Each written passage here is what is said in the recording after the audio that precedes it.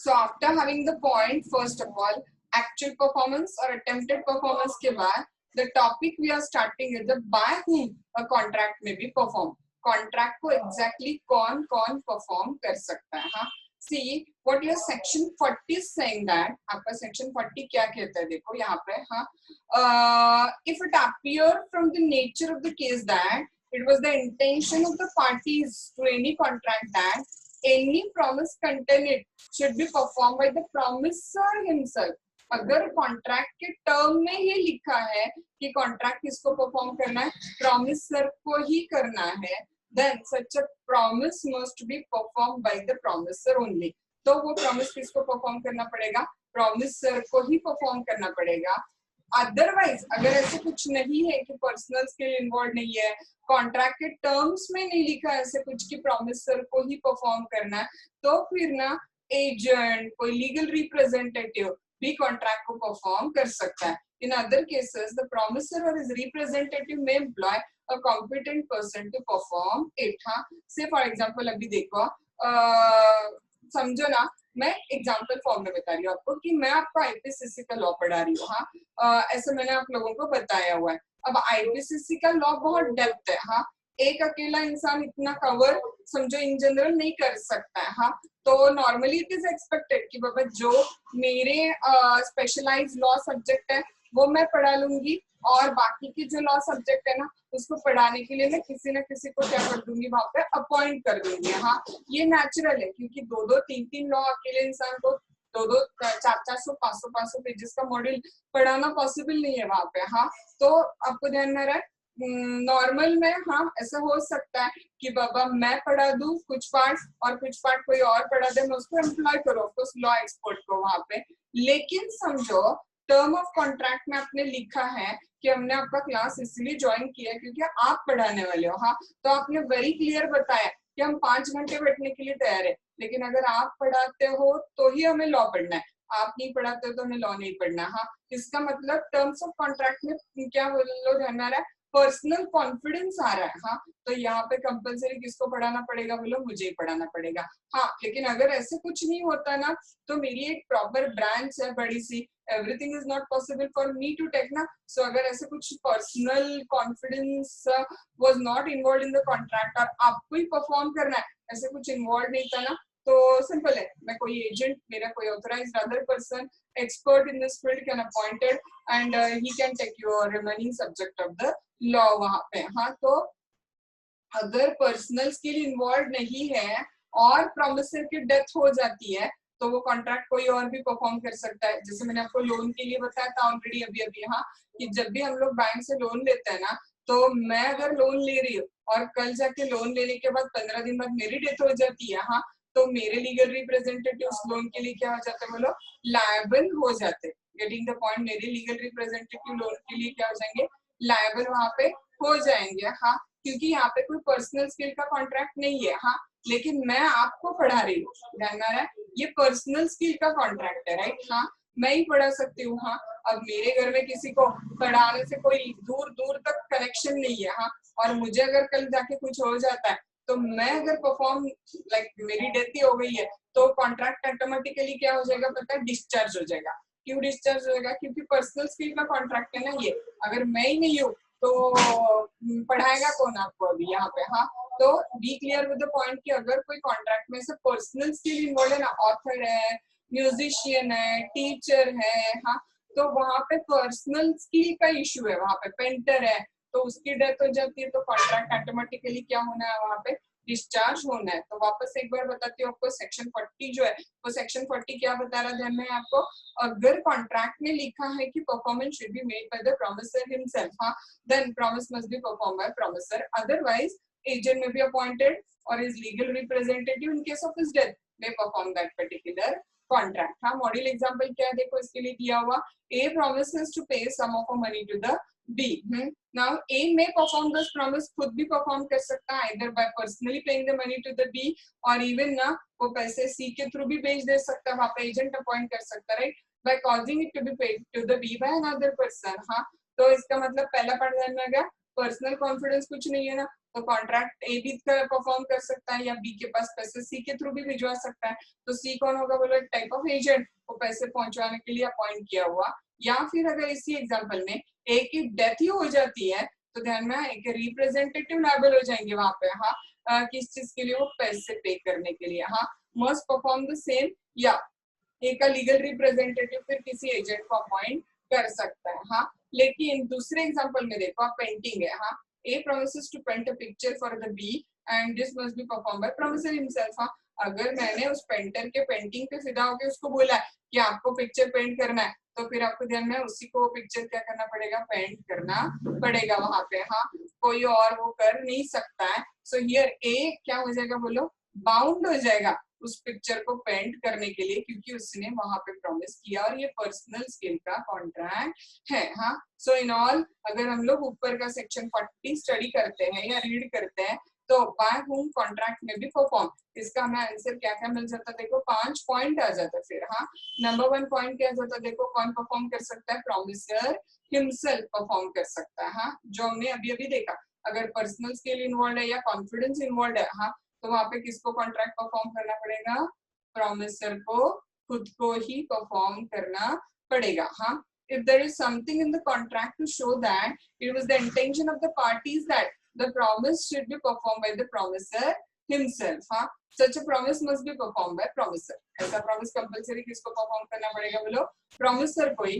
This contract which involve the exercise of personal skill or diligence, क्योंकि इसमें क्या involved है, पर्सनल स्किल, और which are founded on personal confidence. दो के दो एग्जांपल। हाँ, नंबर 1 पर्सनल कॉन्फिडेंस का एग्जांपल, आप ही पढ़ाओगे तो ही हमें पढ़ना है, दैट इज पर्सनल कॉन्फिडेंस। हाँ, and personal skill teaching, married हो तो जल्दी तो मेरे घर वाले पढ़ा नहीं सकते, तो मेरे साथ कॉन्ट्रैक्ट क्या हो जाएगा, डिस्चार्ज हो जाएगा। और आपने क्योंकि बोले आप पढ़ाओगे तो ही पढ़ना है, तो पर्सनल कॉन्फिडेंस है, मैं नहीं पढ़ाती तो मैं क्या कर रही हूँ बोलो, कॉन्ट्रैक्ट ब्रीच कर रही हूँ। हाँ, ए promises to paint a picture of the bee and this must be performed by the promiser himself। Example है, पेंटिंग पिक्चर का एग्जांपल है, तो देयरफॉर वहां पे पर्सनल स्किल इन्वॉल्व है, तो कॉन्ट्रैक्ट किसको परफॉर्म करना पड़ेगा बोलो, ए को खुद को ही परफॉर्म करना पड़ेगा, otherwise it will be considered as a breach of a contract. Number 2 देखो, अगर पर्सनल स्किल और कॉन्फिडेंस इन्वॉल्व नहीं है तो प्रॉमिसर भी एजेंट अपॉइंट कर सकता है परफॉर्म करने के लिए,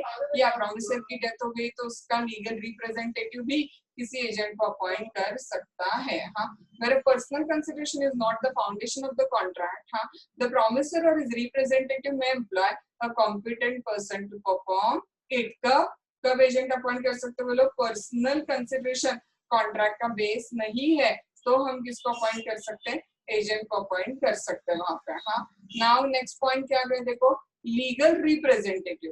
पहला मुद्दा तो वही है, अगर पर्सनल स्किल का कॉन्ट्रैक्ट नहीं है ना, तो ही प्रॉमिसर के डेथ पे उसका कॉन्ट्रैक्ट कौन परफॉर्म करने के लिए बाउंड है, लीगल रिप्रेजेंटेटिव। अगर पर्सनल स्किल का कॉन्ट्रैक्ट है तो उसके साथ कॉन्ट्रैक्ट भी क्या होना है वहां पे, डिस्चार्ज हो जाएगा। हाँ, देखो क्या मॉड्यूल कहता है, a contract which involve the use of personal skill और founded on the personal consideration comes to an end on the death of the promisor। जैसे ही promisor की क्या हो जाती है बोलो, डेथ हो जाती है, तो ऐसे ये जो पर्सनल स्किल के कॉन्ट्रैक्ट है, ये कॉन्ट्रैक्ट क्या हो जाता है वहां पे, डिस्चार्ज हो जाता है। हाँ, as regard the other contract, legal representative of the deceased word का मीनिंग होता है डेड। मॉड्यूल में एक वर्ड है डिसीज्ड, DECEASED, डिसीज मतलब डेड। हाँ, अगर पर्सनल स्किल का कॉन्ट्रैक्ट और प्रॉमिसर की डेथ हो गई तो प्रॉमिसर के डेथ पे कॉन्ट्रैक्ट भी डिस्चार्ज। हाँ, लेकिन अदर कॉन्ट्रैक्ट में legal representative the dead person are bound to perform it. हाँ, unless contra intention appear from the contract. हो गया था ना थोड़ी देर पहले, अनलेस कॉन्ट्रा इंटेंशन अपीयर। हाँ, मतलब उन्होंने कॉन्ट्रैक्ट में लिखते हुए लिखा है कि ये कॉन्ट्रैक्ट मुझ में और तुझ में, इसमें मेरे लीगल रिप्रेजेंटेटिव का कोई लेना देना नहीं होगा, तो फिर वहां पे legal representative will not be responsible, क्योंकि क्या दिया बोलो, कॉन्ट्ररी इंटेंशन वहां पे क्लियर किया हुआ, तो वो लीगल रिप्रेजेंटेटिव क्या नहीं रहेंगे वहां पे, लायबल नहीं रहेंगे। हाँ, फर्दर देखो आगे क्या गया, एग्जाम्पल फॉर्म में भी दिया है। हाँ, बट इसके पहले एक इंपॉर्टेंट पॉइंट जो हमें नोट करना है, liability under the contract is limited to the value of the property they inherit from the deceased. इसका एक एग्जांपल मैं अपने लैंग्वेज में बताती हूँ आपको पहले। हाँ, देखो, a named person is there, ए नाम का एक व्यक्ति है, हाँ। उस ए ने एक बैंक से क्या किया था, देखो 10 लाख रुपए का लोन निकाला था। ए ने एक बैंक से 10 लाख रुपए का क्या किया था, लोन निकाला हुआ था, हाँ। अब ना क्या हो गया पता है, उस एक का लोन बढ़ते बढ़ते जाके क्या हो जाता है, एक 15 लाख के आसपास वो लोन हो जाता है, क्योंकि उसने बहुत टाइम से इंटरेस्ट वगैरह भी नहीं पे किया हुआ है वहां पे, हाँ। देन क्या हो गया, देखो एक ही हो जाती है डेथ। तो क्वेश्चन मार्क है कि क्या इस लोन को रीपे करने के लिए एक के लीगल रिप्रेजेंटेटिव लायबल रहेंगे या नहीं है, हाँ। तो यहाँ पे पर्सनल स्किल का कॉन्ट्रैक्ट नहीं है ना, पर्सनल कॉन्फिडेंस का कॉन्ट्रैक्ट नहीं है, एक सिंपल कमर्शियल कॉन्ट्रैक्ट है, right. So yes, A's legal representative will be liable to the bank to pay that money is the answer, हाँ। अब ना यहाँ पे एक इम्पोर्टेंट लीगल पॉइंट है जो हमें नोट डाउन करना है, हाँ। इस ए का लीगल रिप्रेजेंटेटिव से फॉर एग्जांपल A1 नाम का उसका बेटा है, हाँ, जो अकेला उसका लीगल रिप्रेजेंटेटिव है इस दुनिया में।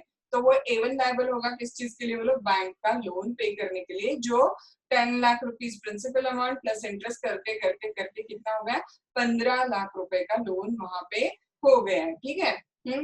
अब उस ए की जो प्रॉपर्टी थी ना, वो पूरी प्रॉपर्टी, हाँ, बेच के भी इन ऑल अमाउंट जो आ रही है, वो इन ऑल अमाउंट आ रही है 11 लाख रुपए। ए की जितनी भी सारी प्रॉपर्टी थी ना, वो सारी प्रॉपर्टी बेच के इन ऑल अमाउंट कितनी कलेक्ट हो रही है, 11 लाख रुपए की, हाँ।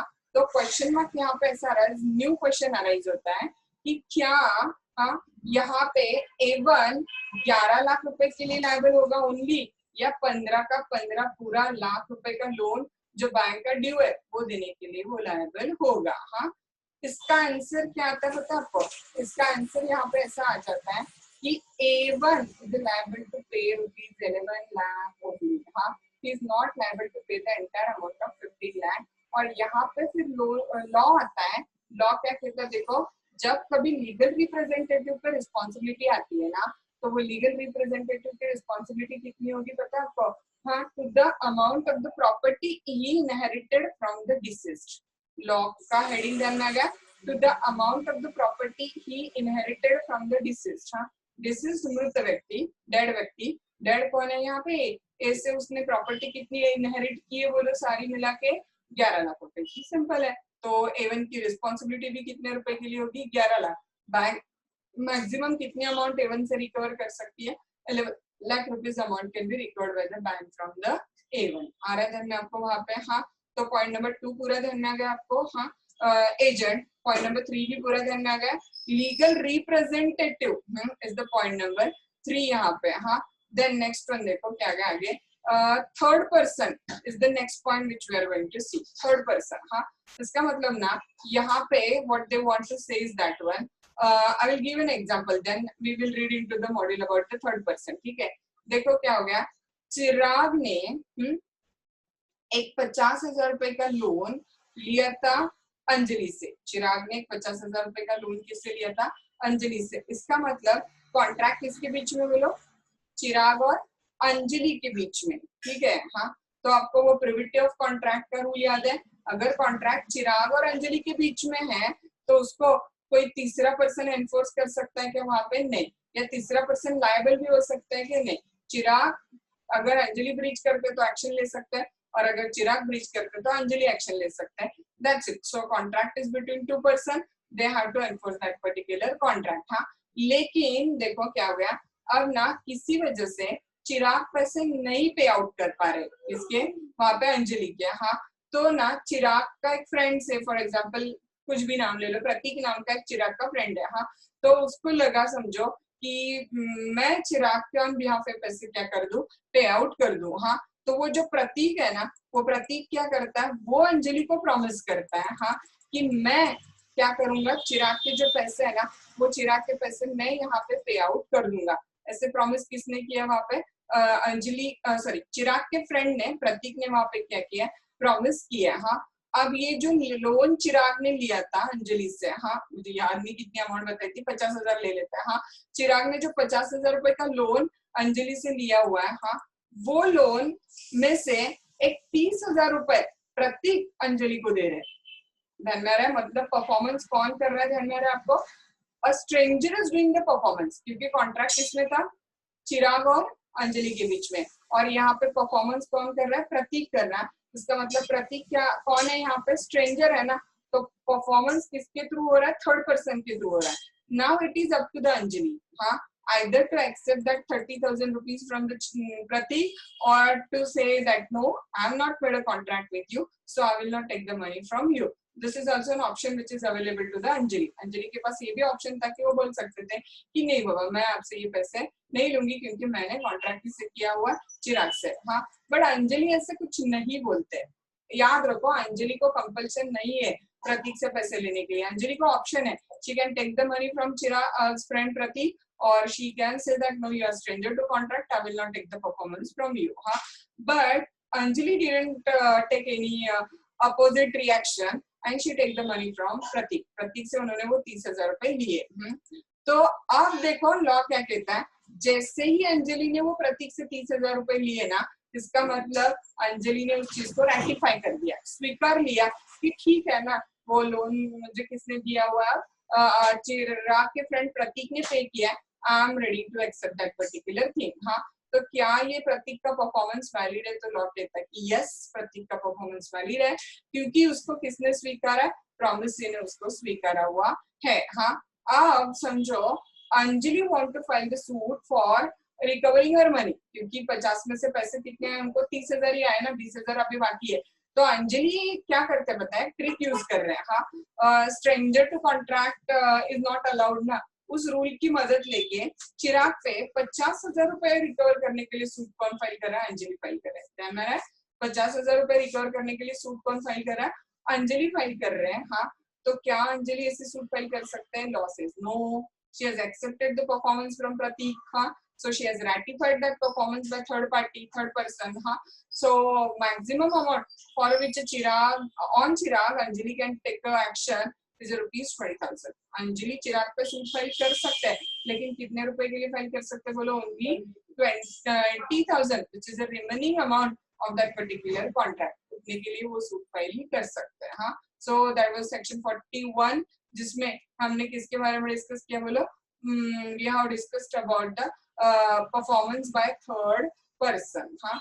And now the last point we are going to discuss is the joint promisor by whom the contract may be performed. इसमें जो लास्ट पॉइंट आ रहा है ना, वो लास्ट पॉइंट किसके बारे में डिस्कस करना है हमें, जॉइंट प्रोमिसर्स के बारे में हमें डिस्कस करना है वहां पे, हाँ। क्या कहता है देखो लॉ, ये बहुत सिंपल है वापस, हाँ। When two or more persons made a joint promise, two or more person मिला के क्या कर रहे हैं बोलो, जॉइंट प्रॉमिस कर रहा है, unless contrary intention appear from contract, हाँ, पार्टनरशिप रूल एप्लीकेबल है यहाँ पे, पार्टनरशिप, हाँ, पार्टनर्स की लायबिलिटी कैसी होती है याद है ना, जॉइंट एंड सेवरल वगैरह टाइप में, हाँ। When two or more persons have made a joint promise, unless contrary intention appear from contract, they all are jointly liable to fulfill the promise, सबके सब उस प्रॉमिस को फुलफिल करने के लिए कैसे लायबल होंगे बोलो, जॉइंटली लायबल होंगे, हाँ। अब देखो इंटरेस्टिंग है, हाँ, मैं एग्जांपल के साथ कंटिन्यू करती हूँ आपको, हाँ।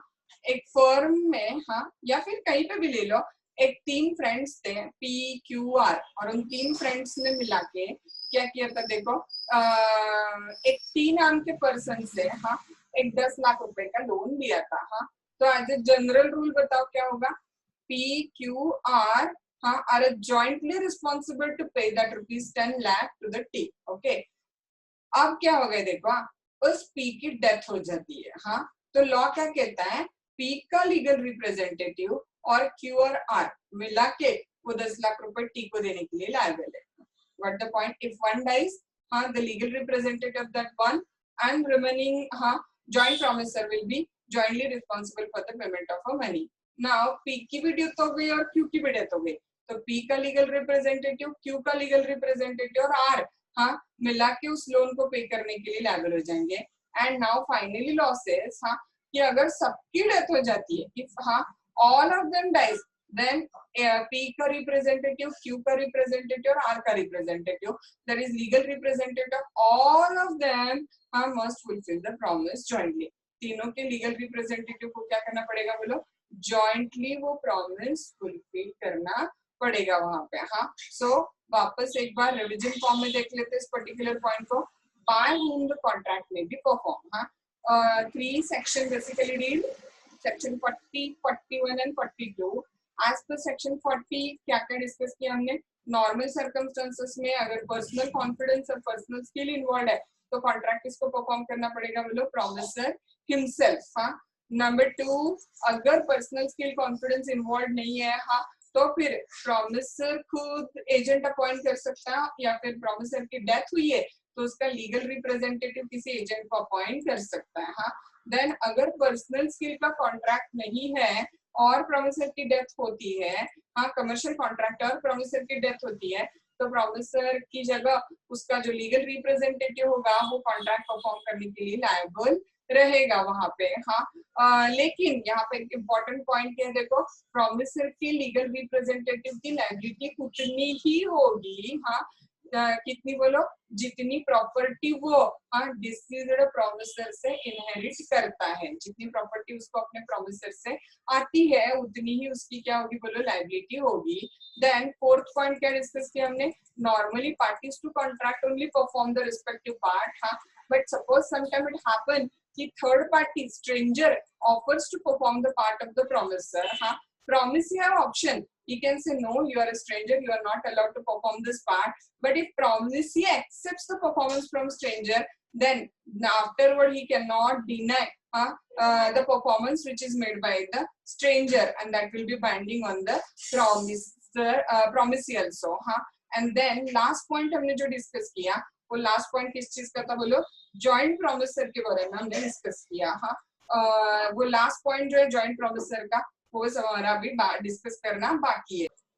अबाउट जॉइंट प्रोमिसर, हाँ, रिवीजन हमारी बाकी है। दैट जॉइंट प्रोमिसर में क्या क्या डिस्कस किया था? देखो, हमने जॉइंट प्रोमिसर में they all are jointly liable to pay their responsibilities और देयर लायबिलिटीज। हाँ, if any one of them die, the legal representative of one with the other will be responsible. हाँ, and if all of them die, then all the legal representative of the joint promisor will be responsible jointly to pay that particular liabilities। Okay, so in all this all about the by whom the contract may be performed वाला point यहाँ क्या हमने discuss किया।